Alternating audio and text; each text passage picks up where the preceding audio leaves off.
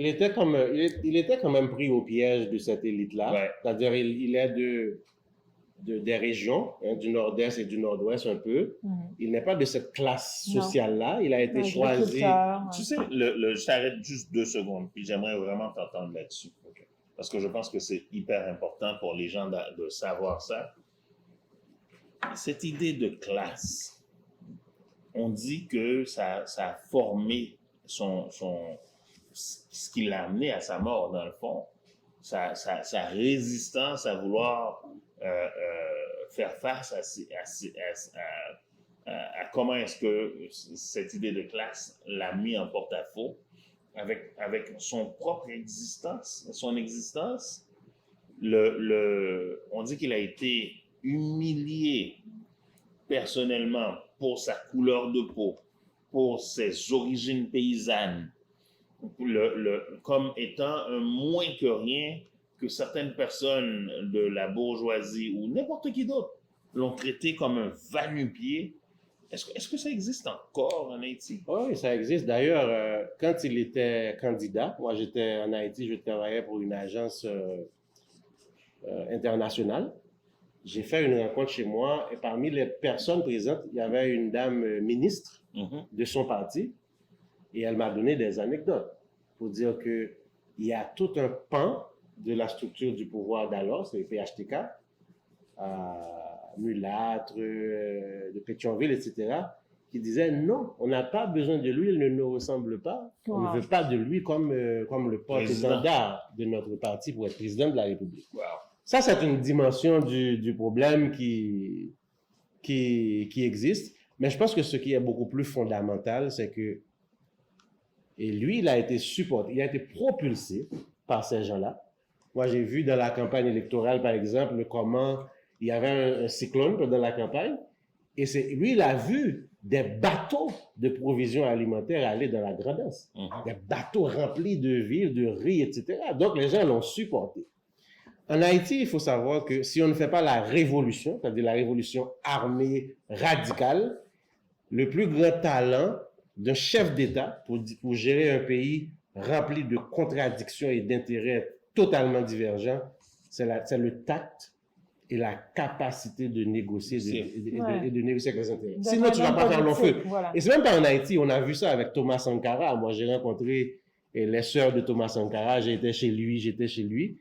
Et l'une des choses qu'on l'a reproché, il avait de très bonnes idées, mais il est allé un peu vite en besogne, et puis il n'a pas mis de gants, et puis voilà. On l'a ramassé. Il s'est fait il faut malheureusement se laisser et se redonner peut-être une autre invitation, mais en guise de conclusion, la mort de Jovenel Moïse, son assassinat, n'est-ce pas l'opportunité ultime pour changer la dynamique haïtienne et rebrasser les cartes, le rôle de la diaspora, les capacités d'argent de la diaspora, les capacités de connaissance de la diaspora, le allier avec une volonté réelle, parce qu'il n'y a plus rien à voler. Il n'y a plus rien à voler en Haïti. C'est fini. Ils vont voler quoi? Le jour où on décide, nous, de la diaspora, de plus arrêter les transferts d'argent, d'arrêter les transferts d'argent pendant 5-6 mois. Il y avait un gâteau, c'est rendu un biscuit maintenant. Il reste plus rien à voler. Des graines de biscuits. Mais c'est un pays avec un potentiel pour se reconstruire énorme. Est-ce que la mort de Jovenel Moïse, c'est pas sa mort, son assassinat crapuleux, de façon crapuleuse de Jovenel Moïse, n'est pas l'opportunité ultime pour des gens comme toi et moi de se dire, et Chantal Anne aussi, une alliée indéfectible, de se dire, il est peut-être temps de voir comment est-ce qu'on doit changer les choses en Haïti. Oui, en fait, moi, j'ai reçu beaucoup d'appels en ce sens, de gens d'ici à Montréal, aux États-Unis, un peu partout. On a raté le train après le 12 janvier 2010. C'était aussi une autre opportunité. Mais où il y avait beaucoup d'ingérence, par contre. Oui, c'est surtout, il y avait comme une omniprésence internationale. Et puis, chacun a perdu quelqu'un. Donc, c'était aussi très compliqué. Ouais. Cette fois-ci, je pense que la classe politique traditionnelle a montré ses limites. Et l'assassinat de Jovenel Moïse est aussi l'assassinat d'un projet rétrograde. Il faut tourner la page.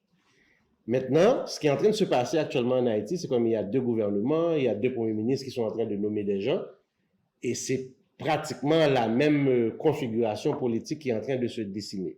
Mais pour aller rapidement, je dois dire, la seule possibilité pour Haïti d'arriver vers un renouveau, vers un nouveau souffle, il faut l'intégration réelle, l'implication réelle de la diaspora haïtienne, notamment de la diaspora québécoise. On pourra faire une autre émission, il n'y a pas de discrimination, on va le faire. Mais je sais qu'il y a une diaspora de qualité ici qui peut être mise à profit pour le renouveau national. Fait que ce que je promets après cette première émission, on va s'assurer de prendre les meilleurs moments et de les utiliser pour faire une suite John Miller, parce qu'on va vraiment prendre le temps de tabler là-dessus, sur les opportunités que présente le moment actuel et le rôle et les possibilités de cette diaspora d'arriver à changer cet Haïti une fois pour toutes.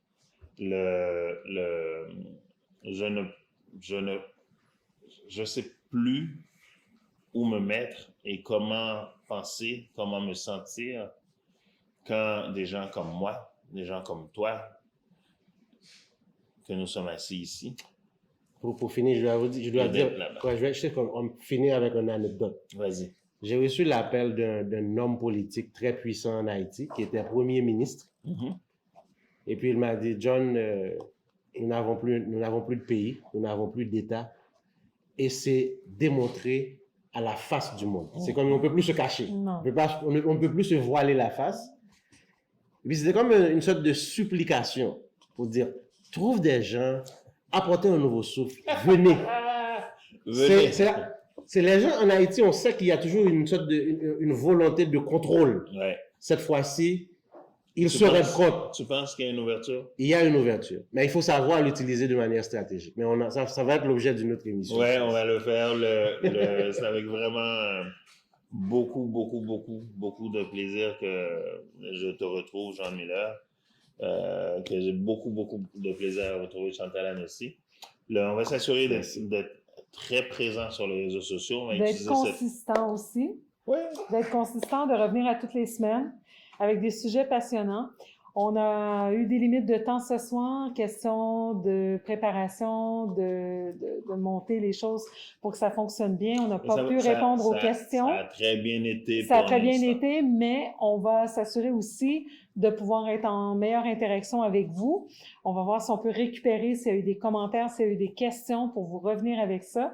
Et pour peut-être faire une conclusion à tout ça, j'espère que ça sera effectivement l'opportunité qu'encore une fois, Haïti montre la voie au reste du monde. Merci messieurs, c'était super, merci d'avoir été là. Merci. On se retrouve mercredi prochain, 19h30. Excellent. Portez-vous bien, merci, bye bye tout le monde.